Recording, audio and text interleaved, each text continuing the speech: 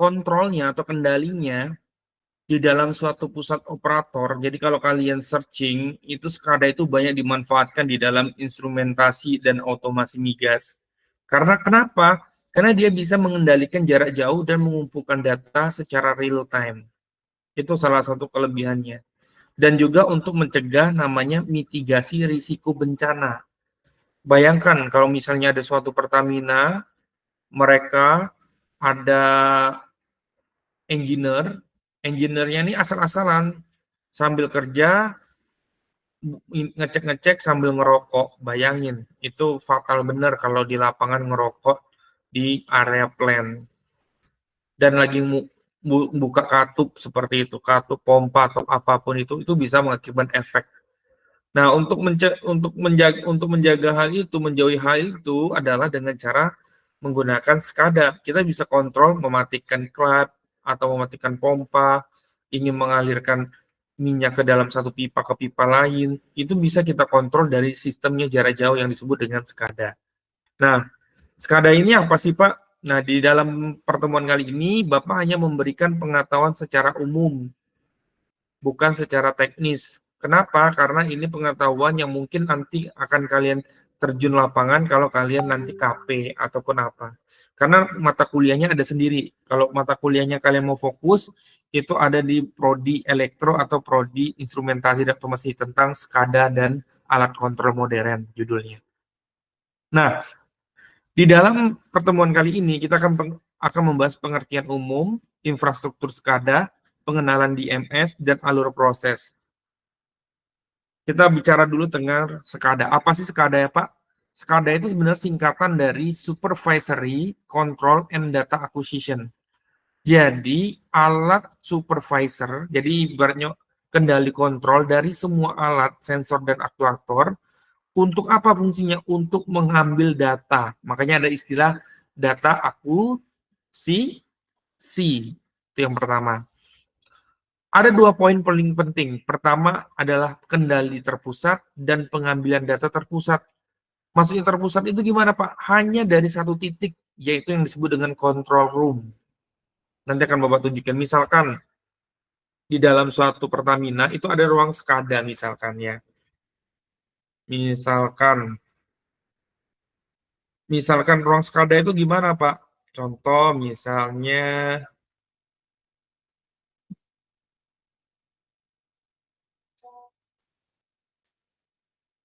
entire screen.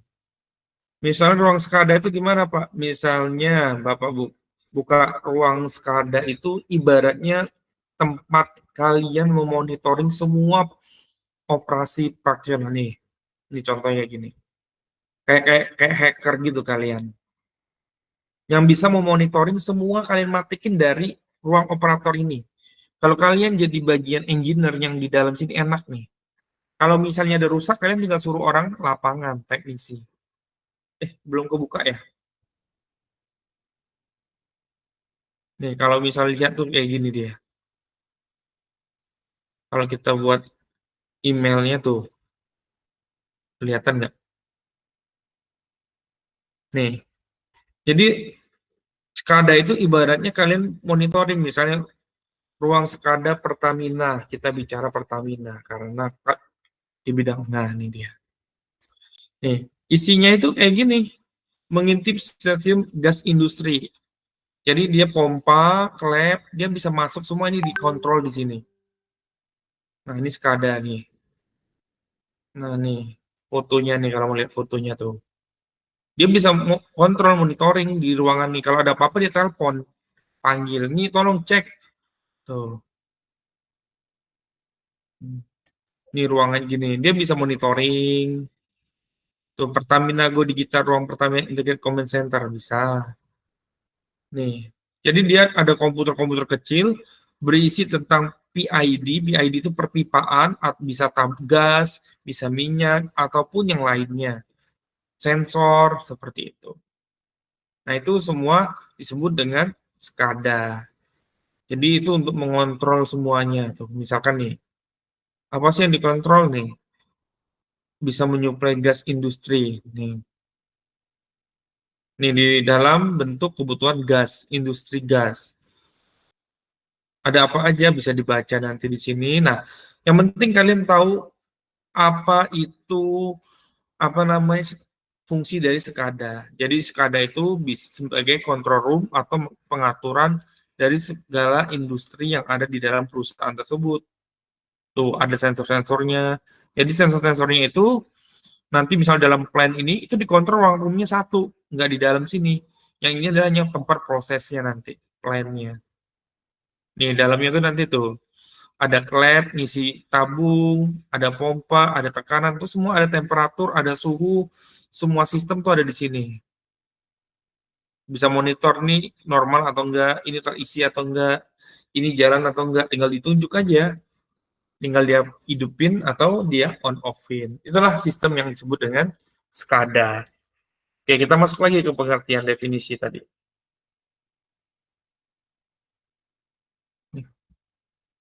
Kelihatan? Halo? Ya, Kak. Oke.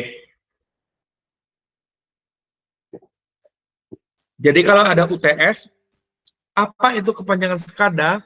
SCADA adalah Supervisory Control and Data Acquisition. Pengertiannya apa? Pengertiannya sebagai kendali pusat dan pengambilan data terpusat. Itu kata kuncinya. Kalau dia buat pengertian SCADA seperti itu, maka poinnya sudah jelas benar gitu. Karena sudah mengunci kata kuncinya. Kalau dia mau jelasin secara pengertian kayak gini, SCADA adalah suatu sistem kontrol atau kendali secara terpusat. Kendali secara terpusat itu kata kunci yang pertama untuk pengontrolan suatu proses atau sistem dengan cara melakukan pengumpulan data itu kata kunci kedua. Jadi kalau nggak ada kata kunci itu pengertian SCADA-nya salah. Pertama ada kendali terpusat, pengumpulan data terpusat. Oke, kita next konsep dan tujuannya. Apa sih tujuan dari SCADA ini? Pasti ada. Nggak mungkin seorang engineer dari minyak dan gas itu nggak tahu penerapan konsep SCADA ini untuk apa. Salah satunya adalah untuk otomatisasi berbasis komputer dengan monitor, dengan real-time monitoring. Seperti itu.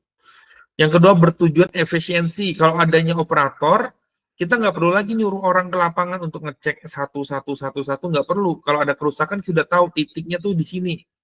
Nggak perlu kita kelilingin cari titiknya semuanya, nggak bisa, nggak perlu gitu. Makanya ada istilah efisiensi. Yang kedua keandalan. Keandalan itu artinya adalah apa yang telah dilakukan dengan alat ini itu memiliki keandalan. Artinya sistem ini dapat diandalkan ketika human error sangat tinggi. Seperti itu. Misal, kita mau mengecek bahwa pipa itu bocor atau enggak.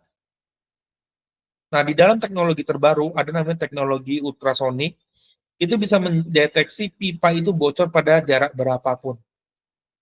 Bayangkan di Arab Saudi itu pipa itu jaraknya bisa ratusan kilo.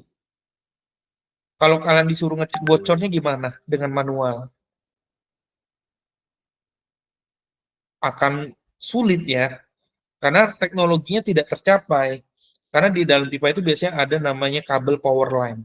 Kalau pipa itu bocor ataupun apa, massa yang mengalir itu berkurang di tengah, itu dia bisa menentukan jarak ataupun dengan teori beberapa yang bisa menentukan jarak di mana lokasi kebocoran tersebut. Apalagi kalau negara-negara seperti Rusia, itu kan bisnisnya kan melalui pipa dialirkan kemana ke pelabuhan. Dia kan nggak mungkin melewati darat kan, terlalu lama buat bangun jaringan pipa bawah tanah laut, bisa dikirimkan dengan ke Eropa dengan lebih cepat. Dia minta berapa tinggal semua gitu. Nah, itu ada beberapa teknologi-teknologi yang mungkin itu digunakan. Nah, terus dengan adanya SCADA juga ada 3 poin yang paling penting dipahamin. Penerapan sistem SCADA itu tidak hanya di contohnya yang Bapak berikan ini PLN, nggak hanya di PLN, ada di minyak gas, kelistrikan, gedung, pengolahan limbah, entah itu sampah, biomasa, bandara dan pelabuhan, semua pakai SCADA kontrol atau kendali. Pabrik, Farmasi, saluran air, kereta api, meteorologi, dan cuaca semua sudah pakai sistem yang disebut dengan SCADA. Penerapannya udah banyak. Kalau dulu penerapannya hanya pada industri yang mahal. Contoh industri yang mahal itu apa aja? Minyak dan gas, listrik, bandara, pelabuhan. Sekarang udah masuk ke limbah sampah pun pakai SCADA. Pabrik-pabrik air minum pakai SCADA. Udah pakai sistem sensor dan aktuator semua supaya gampang mengendalikan jarak jauh. Nah, salah satu kalau yaitu poin yang paling diutamakan adalah real time untuk membaca pengawasan, memudahkan pengawasan dan pengontrolan, lebih efektif dan efisien dalam operasi jaringan dalam menjaga mutu. Nah, mutunya tinggal kita ganti jadi mutu dalam pengolahan industri minyak dan gas.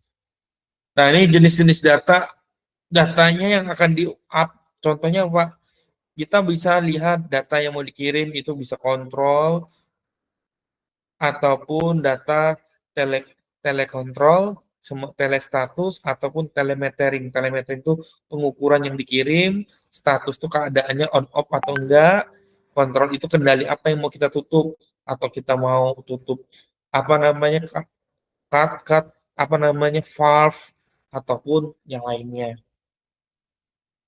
Nah, infrastrukturnya apa aja, Pak? Di dalam suatu SCADA itu ada istilah yang namanya master station atau disebut dengan MTU, Master Terminal Unit biasanya. Kemudian itu merupakan salah satu pusat aplikasi pengolahan data informasi. Yang berikutnya ada communication. Communication ini media salurannya berupa apa? Kalau RTU apa, Pak? RTU itu adalah remote terminal unit. Remote itu artinya suatu yang terletak pada area yang terisolasi, itu remote. Remote station ini contohnya perangkat terminal yang mengumpulkan informasi dari titik-titik satu ke titik lainnya. Sedangkan protokol itu standar komunikasi untuk pertukaran data antara master terminal unit dengan remote terminal unit. Nah, ini contohnya. Itu bisa dilihat bahwa ada istilahnya namanya IRCC, IDCC, RCC, dan DCC. IRCC itu artinya Interregional Control Center. Apa inter? Jadi IRCC itu ibaratnya suatu sistem yang merupakan pusat dari segala kontrol yang di bawahnya. Apa kontrol di bawahnya? Yaitu yang disebut dengan Distribution Control Center. Jadi ada regional, ibaratnya tuh kalau kalian paham itu level kepemimpinan tuh yang paling kecil apa? RT, RW, masuk kelurahan, masuk kecamatan, masuk ke wali kota, baru yang paling tinggi gubernur. Nah, kayak gitulah. Jadi yang ngontrol, yang mengendalikan kita itu yang paling tingginya itu di provinsi gubernur yang memegang kebijakan. Nah, sama seperti itu. Jadi IRCC ini merupakan paling atas kendalinya. Di bawahnya ada RCC, DCC, itu ada 3 buah di gambar itu, hierarki kontrolnya. Jadi kalau misalnya ada kendali, kalian mau plan C, itu yang diutama adalah di kontrol room yang utamanya, itu yang harus dipegang. Nah, perangkatnya berupa apa, Pak? Kalau perangkat keras dalam suatu SCADA itu, SCADA itu membutuhkan namanya database, server. Pertama dia butuh server. Server itu seperangkat sistem komputer yang menyimpan data dan juga mengoperasikan dari suatu jaringan tertentu yang disebut dengan server. Nah, kemudian ada workstation. Workstation itu ruangan kerja atau station unit. Kemudian ada monitor, printer, static display. Static display itu adalah tampilan dari beberapa parameter yang akan diukur. Ada GPS, kemudian layar tayang, switch, router, local area network, dan storage. Ini adalah beberapa contoh dari namanya SCADA. Nah, di dalam SCADA itu ada beberapa contoh misalnya nomor 1 itu, kalau kalian lihat sebelah kiri di sini, ini ada namanya workstation dispatcher engineer. Apa itu workstation dispatcher? Dispatcher itu adalah suatu ruangan yang berisi komputer, dan komputer ini berisi tentang proses dari suatu, entah itu pipa, entah itu pengisian tabung atau plan pada suatu industri, Pertamina ataupun yang lainnya, itu dikontrol melalui beberapa unit komputer di dalamnya. Kemudian komputer itu butuh penyimpanan data. Nggak bisa kan kita ngontrol datanya nggak disimpan. Datanya disimpan dengan namanya server SCADA. Datanya berupa historical. Historical itu sejarah. Sejarahnya apa aja, dia sudah berapa unit, sudah berapa melakukan pengolahan, seperti itu. Kemudian berupa isi sistem komunikasi. Komunikasinya menggunakan apa? Yang ngirim datanya itu pakai apa? Entah dia pakai kabelan, ataukah dia menggunakan kabel yang lain, Ethernet, dan beberapa hal lainnya. Kemudian dia menggunakan GPS untuk meletakkan kondisi letak dari suatu server tersebut. Kemudian ada switch atau colok switch yang dimana itu bisa mengalirkan internet dengan 1000 Mbps, printer, gateway, dan lain-lainnya. Itu banyak digunakan dalam SCADA. Kalau misalnya kita bicara dengan level 2, jadi ada susunan master station level 2. Ada level 1, ini level 2. Level 2 lebih komplit lagi, ada namanya offline database. Jadi dia ada tahap 1 sampai tahap 3. Ini tahap 3 lebih komplit lagi. Perbedaannya apa? Dia memiliki namanya gateway, router, and firewall. Jadi dia bisa terkonek internet, tapi dia punya firewall yang sangat canggih. Karena problemnya, kalau di suatu perusahaan itu pengolahan datanya terkoneksi dengan internet, takutnya ada di-hack. Jadi kalau misalnya Pertamina di-hack itu, wah luar biasa. Dia bisa mengendalikan suplai, bisa mengontrol sensor dan aktuator, wah itu bahaya benar. Nah itu makanya itu dia harus menggunakan offline database yang artinya dia tidak terhubung di luar. Datanya hanya untuk orang-orang internal saja. Seperti itu. Karena ini adalah pengolahan yang bersifat vital. Minyak dan gas itu kan vital kalau di kita, karena itu merupakan sumber energi.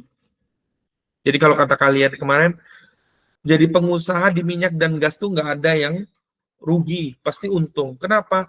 Jualan gas tabung 3 kilo aja laris. Ya nggak? Cobalah cari. Di mana di sini jualan tabung 3 kilo itu yang nggak laku. Laku. Kenapa laku, Pak? Karena 3 kilo itu subsidi. Harganya beda yang 5 kilo. Yang 5 kilo berapa harganya? Ada yang tahu? Harga tabung gas 5 kilo, ada yang pernah beli? Nggak ada ya? Pak, kami anak kosan nggak pernah beli tabung gas, Pak. Jadi kalau misalnya yang 5 kilo, misalnya harganya 75 sampai dengan 80. Kalau yang 3 kilo cuma 20.000, 16.000 sih di pangkalan. 16.500. Kan bedanya jauh banget. 3 kilo sama 5 kilo, 5 kilo 75, yang tabung hijau itu. Jadi pasti ada untung yang bisa didapatkan dari bisnis, alur bisnis semua minyak dan gas itu pasti untung. Dapat minyak mentahannya aja untung gitu kan, bisa untuk aspal atau pengolahan yang lain gitu. Kalau minyak diolah itu ambil aspalnya, seperti itu. Oke, kita bicara media communication atau media komunikasi dari data SCADA itu sendiri apa sih? Nah, di sini ada terminal data. Lokasinya antara master station dan RTU yang jauh. Jadi media komunikasi itu terjadi apabila master station dan remote terminal unitnya tuh jauh. Jadi misalnya nih, Bapak di ruang operator, lubang lubang pengeboran itu ada jaraknya sekitar 5 kilo dari operasional. Karena kan pengeboran itu nggak mungkin dekat dari lokasi kontrol. Kenapa? Karena untuk menghindari terjadinya sesuatu yang membahayakan dari operator, kan maunya kan K3, keselamatan kerja. Nah, kemudian ada media saluran data, biasanya salurannya bisa pakai kabel, wireless, atau saluran penghubung. Saluran penghubung itu PLC biasanya pakai kabel yang jaraknya khusus gitu. Protokol itu adalah standar aturan pertukaran data tipe proprietary atau open protocol. Contohnya TCP, DNP, AC, dan Modbus. Contoh media komunikasi yang sering kita ketahui, contoh modem. Modem itu untuk internet. Radio data untuk menyampaikan data informasi.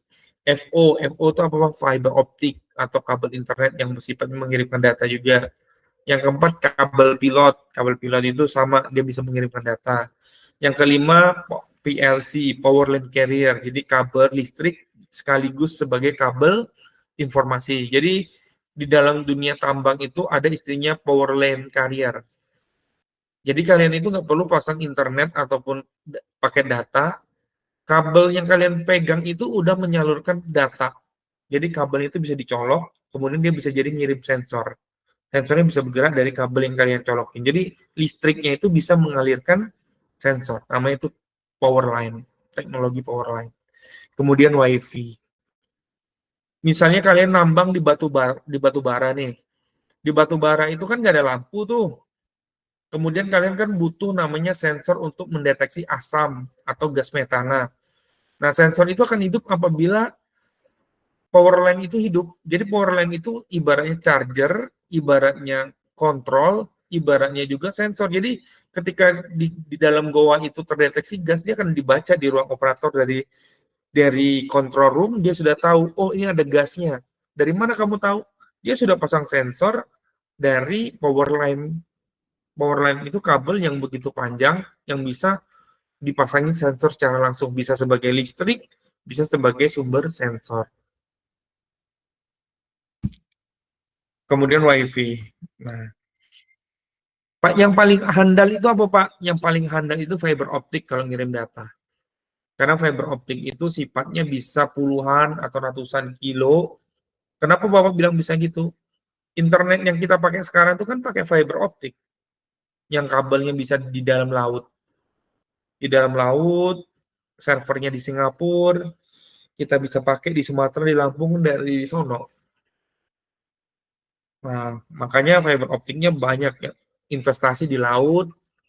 Sebenarnya kalau dia pakai satelit aja dia nggak terkejar. Makanya salah satu kelebihan fiber optik itu dia mempunyai transfer cahaya, transfer data itu secepat kecepatan cahaya. Kayak ibaratnya itu 3 kali 10 pakai 8. Cepat benar kan? Sekali kedip udah nyampe berapa kilo gitu. Oke, jadi kalau pakai fiber optik itu kelemahannya investasinya tinggi. Mahal ya.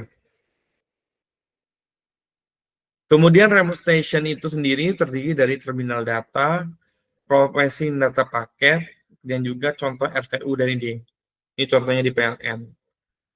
Ini contoh gambarnya, ada prosesor dan memori. Isinya modul komunikasi, interface, kemudian protokol TCP, IAC, NDNP Modbus, itu merupakan protokol untuk menyambungkan kabel ke dalam sensornya ataupun kontrol unitnya. Kemudian di sini ada PLC, proteksi, kemudian input outputnya ada digital output, kemudian analog input dan analog output itu untuk terminal analog data. Jadi data itu harus ada 4, bisa digital input, digital output, kemudian analog input dan analog output.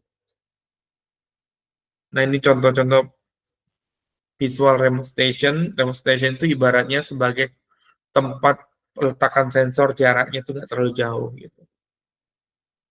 Nah, ini contoh alir diagramnya.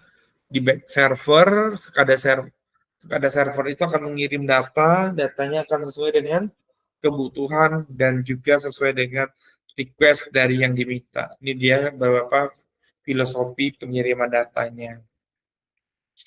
Kemudian ada istilah DMS. DMS itu adalah Distribution Management System, yaitu aplikasi yang didesain untuk meningkatkan efisiensi jaringan distribusi karena dalam hal mengurangi pemadaman. Jadi itu DMS itu ibaratnya sama seperti pengontrolan, tapi ini untuk DMS di sini untuk elektro, lebih cenderung ke elektro. Oke, ada pertanyaan sampai di sini? Yang nggak bisa absen, tolong tulis namanya di grup ya. Soalnya lagi gangguan sih akadnya nih. Oke, materi kita udah cukup sampai di situ. Jadi kalian pelajari SCADA, kemudian SCADA itu berupa apa aja definisinya, dan kemudian fungsinya seperti apa, itu bisa kalian baca di SCADA atau buku SCADA modern. Seperti itu. Nah, kalau misalnya kalian mau lebih dalam, nanti kalian ada mata kuliah pilihan, bisa ambil lagi SCADA gitu. Itu palingan dari Bapak. Jika ada pertanyaan, silakan. Jika ada pertanyaan ataupun apa, silakan. Ini absennya belum bisa Bapak buka karena lagi error. Tuh, iterannya lagi error.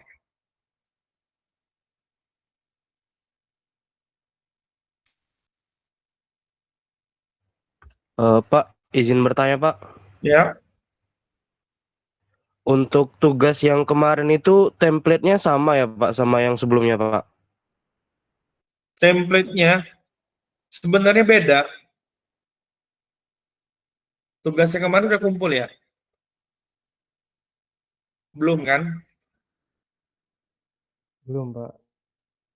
Jadi tugasnya kemarin itu sebenarnya lebih simpel. Simpelnya apa? Template-nya itu adalah langsung pembahasan. Judulnya tugas 2 tentang teknik pengukuran, kemudian pembahasan yang paling ideal itu seperti apa gitu. Tapi kayaknya udah Bapak nilai nggak? Belum ya? Tugas 2 kayaknya yang untuk kelas RB hari ini udah Bapak kirim, udah Bapak kasih nilainya untuk tugasnya. Kalian yang ada tugas satunya itu yang ini ya, yang membuat satu di double folio, satu lagi tugas 2 gitu nggak? Iya, Pak.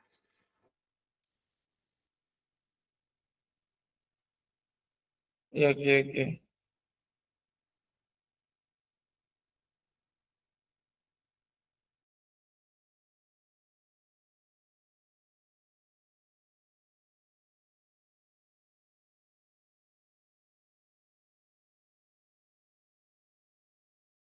Kan itu aja nanti. Kalian Bapak minta coba baca-baca tentang SCADA, pengertian dan implementasi. Nanti itu bisa sebagai gambaran untuk UTS, minimal kalian ngerti pengertian SCADA itu seperti apa. Itu dari Bapak. Ya, Adelaide, Pak, maaf mau nanya, yang absen malam ini untuk pertemuan 4 atau pertemuan 2 ya, Pak? pertemuan 4. Pertemuan 4. Itu diisi akad saya, tapi malah yang pertemuan 2, Pak, yang nggak ada. Yang waktu saya bilang saya PRS dari RB ke RA itu, Pak. Tapi Oh, saya tetap absen di grup itu, nanti saya kasih keterangan saya pertemuan 2 gitu aja ya, Pak ya? iya boleh. Iya, boleh. Oke, terima kasih banyak, Pak. Oke. Ada lagi? Izin bertanya, Kalian, Pak. iya silakan. Untuk terkait materi itu nanti kira-kira di-upload-nya kapan ya, Pak? Yang dari Oh, iya, pertemuan iya. awal kita itu, Pak.